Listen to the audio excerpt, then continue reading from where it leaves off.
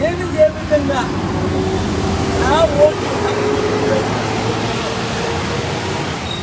మీరు కూడా మీ ఓటు హక్కును వినియోగించుకోండి.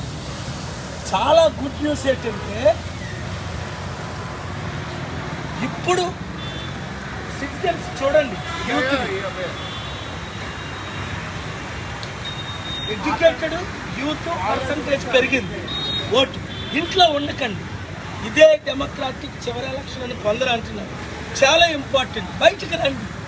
మార్పు రావాలి, మార్పు కావాలని మీరు ఎడ్యుకేటెడ్ ఎందుకులే మళ్ళా వాళ్ళే వస్తారు. లేదు, మీ ఓటును మీరు వినియోగించుకోండి. ప్రతి ఒక్కరికి వినియోగించుకొని ఎంకరేజ్ చేయండి. మీకు నచ్చిన వారికి ఓటు, క్రిమినల్స్ ఓటు వేయండి. ఆలోచించి ఓటు వేయండి.